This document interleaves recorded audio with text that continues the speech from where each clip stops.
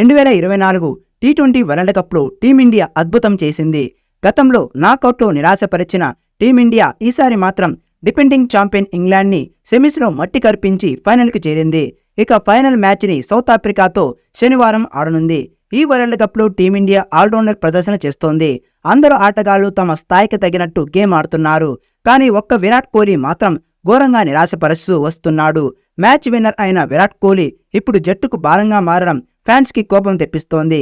ఐపీఎల్లో ఆరెంజ్ క్యాప్తో బౌలర్లను ఊచకోత కోసిన విరాట్ కోహ్లీ టీ20 వరల్డ్ కప్లో మాత్రం అట్టర్ ఫ్లాప్ అవుతున్నాడు. వెస్టిండీస్ అమెరికా పిచ్లపై కోహ్లీ ఆట సెట్ కాదని ముందు నుంచే సెలెక్టర్లు చెబుతున్న వాదన నిజమైంది. నిజానికి కోహ్లీని వెస్టిండీస్ గడ్డపై టీ20లకు పంపడం సెలెక్టర్లకు ఇష్టం లేదు. అయినా కోహ్లీ ఆడతానని చెప్పడంతో టీ20 వరల్డ్ కప్కు ముందు జరిగిన ఐపీఎల్లో దుమ్ము రేపడంతో కోహ్లీ ఎంపిక అనివార్యమైంది. గతంలో ఎన్నడూ లేని విధంగా ఓపెనర్గా బరిలోకి దిగిన కోహ్లీ ఈ టీ20 వరల్డ్ కప్ మొత్తం చెత్త ప్రదర్శన చేశాడు. ఐపీఎల్లో ఓపెనర్గా పరుగుల వరద పారించిన కోహ్లీ అంతర్జాతీయ టీ20లో ఓపెనర్గా మాత్రం అత్యంత ఘోరంగా ఆడుతున్నాడు. గ్రూప్ మ్యాచ్లు, సూపర్ 8 దశలో ఏమాత్రం రాణించని కోహ్లీ సెమీస్లో అయినా మెరుస్తాడని అంతా భావించారు. అయితే ఇంగ్లాండ్పై జరిగిన సెమీస్లోనూ కోహ్లీ ఆట చాలా దారుణంగా కనిపించింది. తన సహజ శైలికి భిన్నంగా లాఫ్ట్ షాట్లపైనే ఫోకస్ పెట్టిన కోహ్లీ టోప్లీ వేసిన బంతికి క్లీన్ బౌల్డ్ అయ్యాడు. కోహ్లీ ఆట తీరును మాజీ కోచ్ రవిశాస్త్రి సైతం తప్పుబట్టాడు.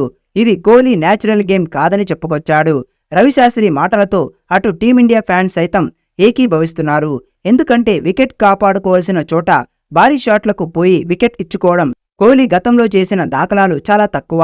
కానీ ఈ టీ20 వరల్డ్ కప్లో మాత్రం కోహ్లీ పదే పదే ఆ పొరపాటును చేస్తూ టీమిండియాకు భారంగా మారాడు.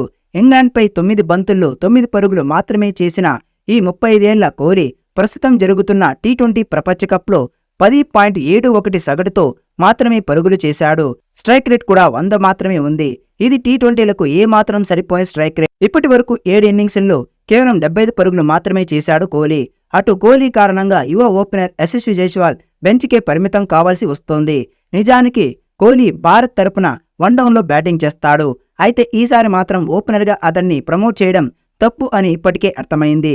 దాంతో శనివారం జరిగే ఫైనల్ మ్యాచ్లో కోహ్లీని తప్పించి యువ ఓపెనర్ జైస్వాల్కి ఛాన్స్ ఇవ్వాలని ఫ్యాన్స్ డిమాండ్ చేస్తున్నారు. జట్టు భారీ స్కోర్ చేయాలంటే ఓపెనింగ్ భాగస్వామ్యం చాలా అవసరం.